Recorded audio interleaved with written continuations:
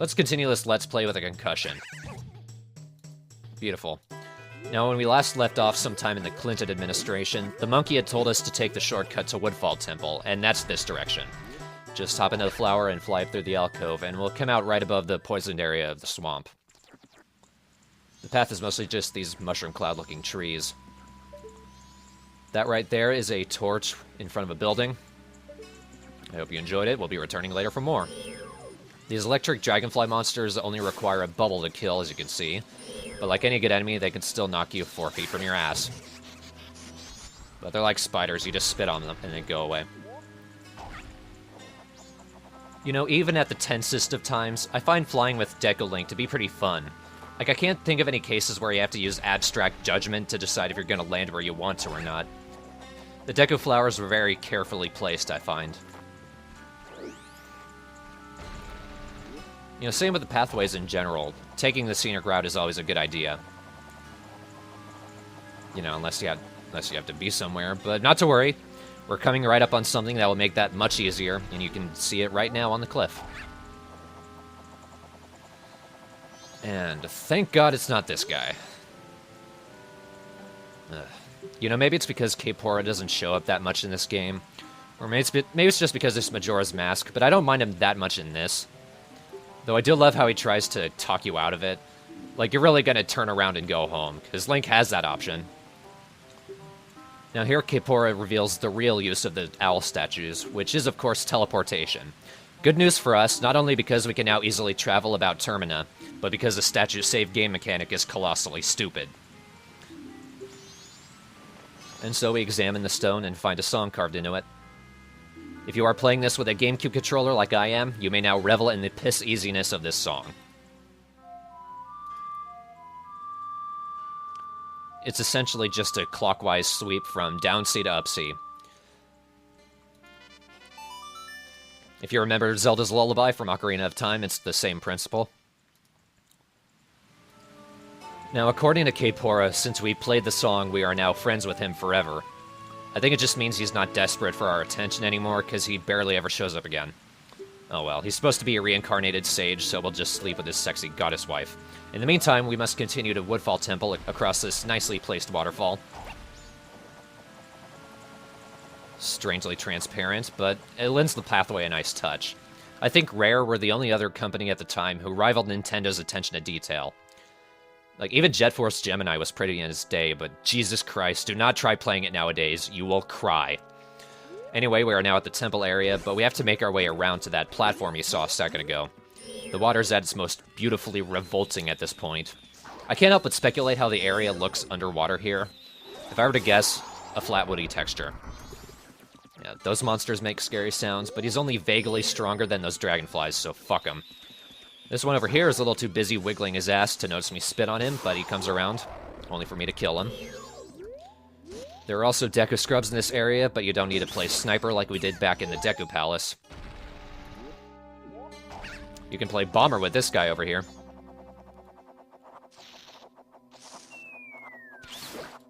Now you know what my problem was. One last Deku Scrub between us and the platform, and he spits Deku Nuts like a girl. Let's see by how many feet he misses my head. You're an embarrassment.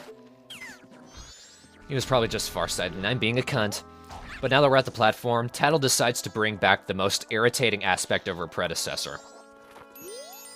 Stopping me to tell me nothing. Though in fairness, Tattle is better at keeping her advice subtle and leaving retarded people to just sit and scratch their heads. All you have to do is play the Sonata of Awakening.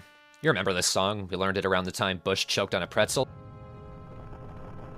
It does have to be played as Deku Link. The Woodfall gods hate folk music, apparently. In doing so, we have washed Link right off the platform. But we have also revealed the Woodfall Temple. Made with Time Lord technology, don't you know? Now before we go in, we naturally want to hit the owl statue, because friends always hit each other. But one thing we don't want to do is briefly disappear. Yeah, what happened there takes me a few minutes to pinpoint, but my VCR didn't realize that I had nothing else hooked up, so for about 2 more times it's desperately trying to change the channel. But now is a good time to show off the Song of Soaring. We can grab one more heart piece before we go into the temple. That heart piece is right nearby the owl statue in Southern Swamp. If you ever find yourself forgetting which is Southern Swamp and which is Woodfall, like I do here, well, then I guess it's just game over for you then. Now, the heart piece I'm referring to is the pictograph game that the Swamp Tour Guide is running. You'll recall I took a picture of the Deku King back when the Beatles broke up. Well, his picture is one of two that the big hairy guy would love to see. The other picture is actually of his son. Who might that be? Hey, I'm Tingle. You want to see some puppies? No. Thank you once again, Dan, for making Tingle even creepier.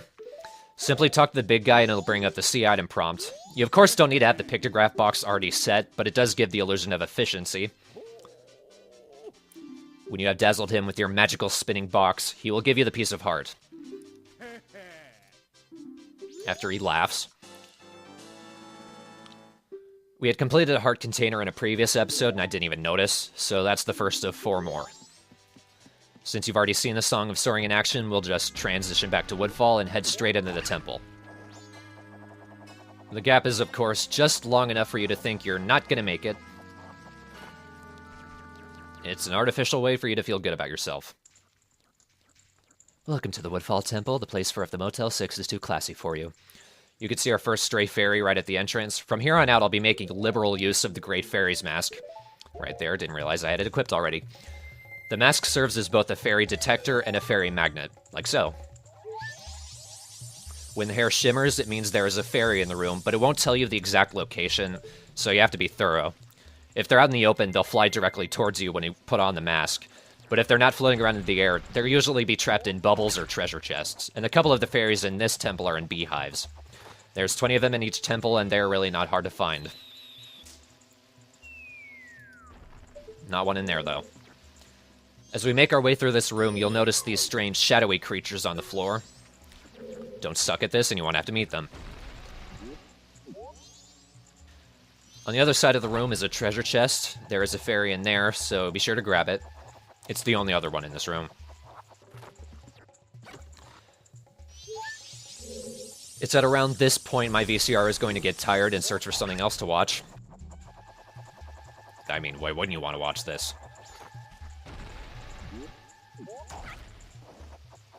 In, I think, 3, 2, 1, hit it. And in the confusion, I menace a giant spider by putting something ugly on my face. But we are now in the heart of the temple. This is from where all the poison nastiness is flowing. And if I were to hazard a guess, I would say this Dekubaba is to blame. Yeah, sorted you out. Let's take a little look around. Perhaps the poison is leaking from that strange collapsed chandelier in the middle of the room. But in good temple design fashion, it's one of the last things we take care of. Now, the next stray fairy has actually been eaten by this guy, so we will liberate it with extreme prejudice and poor judgment of distance. I'm getting Ocarina of Time Gold Skulltula flashbacks as we speak. Now, as I examine the walls for more fairies, my VCR decides to test my patience one last time and briefly change the channel. I promptly smacked its plastic face in, and now it'll never happen again. Traversing the poison water is simple with Deku Link's spin. Normal Link is too big for these diseased lily pads. There's one more fairy I grab at this point. It's right across the way, trapped in one of these jars. There's also some magic and bombs, but I don't think you need bombs in this dungeon. And I didn't expect me to come along and be so sneaky so early in the game. So minor OCD, and then we move onward.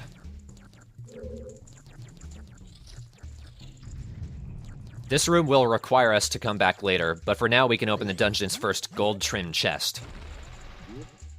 You have 5 seconds to guess what's in it. 5, 4, 3, 2, 1. If you guessed the map, wrong. It's something actually useful. Now we can open the door that fairy-eating Dekubaba was guarding. Speaking of which, there's a fairy pretending to be a bee for whatever reason. I'm more than slightly reluctant to bring her over to me for fear that she'll hide in my hat and bite me. Looking around in the interest of being thorough, admiring the moths hovering over the fire. Oh, you're gonna love the moths. We're coming up on the real highlight of the video, and I really don't think I could have misjudged height as idiotically as I do here. See that ledge? Link can't reach that ledge. My favorite part is my impotent attempt to jump back to the pad. Strangely, drowning doesn't seem to cost you any health in this game. Anyway, this is the proper way to reach that door, though I even seem to screw that up. I cannot remember why I turned that way.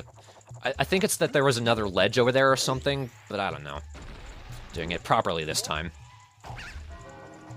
The clock tower is so loud you can hear it plain as day, even this deep into the swamp. We're probably well underground for all I know. Can't see any other fairies. If I were to put on the appropriate mask, it could tell me that, but that would just be counterproductive, because we're going to need Deku Link to fight turtles. Yes. I don't know why I like these guys. Maybe it's because they actually turn the Deku flowers into weapons. Nice. Or maybe it's because their mating call is awfully close to something very human. Listen closely and tell me you don't hear what I hear. If you didn't hear that, I just don't know what I'm gonna do with you. Your tinnitus must be worse than mine. Anyway, nothing else works on these guys. You have to get them from the underside. You could just scrape them from slightly off-center like I'm about to do here. You could do it like that, but God help you if you do it from above. There's just one more in this room, and even though these guys are pushovers, I can't help but feel disappointed by what my reward is. At least watching them wiggle their arms is kind of funny. It's fun to kill. It's fun to steal. It's fun to break a heart. There's the chest. So what do I get for being locked in a room full of angry, gang-rapey turtles? Oh fuck it, it's the map. No fairies in this room. Night of the first day, which doesn't mean jack crap when you have time going this slow. Though I guess it does matter when you get lost in the same cubic yard. Or when you stop to fly. Yeah. Whoops. What we're doing is heading back to that locked-off door on the other side of this room. But first, my sense of direction will collapse. And reformed. Ignore the Deku Baba, he's of no worth to us now. And this will be the last room of the video, though as you can see, there's still plenty of video to go. There's the first fairy of the game that's trapped in a bubble. We won't be able to reach her until much later. But for now, we will focus on this. Oh, shut the fuck up. Ding-ding on your own time, you little... The next fairy we can get is right above us. Just take out the Deku Mask, spit on the beehive, and the fairy will drop down like before. One little problem, though. That's not a fairy. That's an actual bee. Probably a hornet, even. It is fun Z-targeting it and watching a Link spin himself into madness. But the actual fairy is a little further back. We're gonna get one more before we call it a day. This torch back here is the main objective of the room. Here for Zelda tropes. I don't know if this is cheating or not. Judging by my earlier water jumping debacle, it probably is. Now what happens next never seems to work for me. It doesn't work here, but it should. The next fairy is trapped inside a giant Skulltula, and I'm gonna try to kill it with a jump attack. Let's just sit back and watch how that works out for me.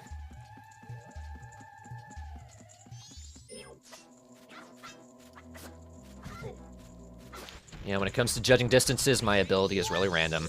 Now, with the fairy taken care of, we want to quickly pull out a Deku Stick, light it, and carry it to the torch. But this is Nintendo's little way of making you feel stupid.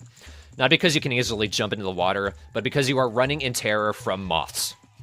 Yeah, they can actually hurt you, but they're moths. Now I'm going to try and fail to carry my current stick up to this other torch up the stairs, but naturally, it burns up as soon as I reach the top. Let's try that again. This time with the moths right on top of me, and me desperately trying to put the stick away. Great way to end the part. In part 11, we will continue through the rest of the dungeon and collect everything else. See you then.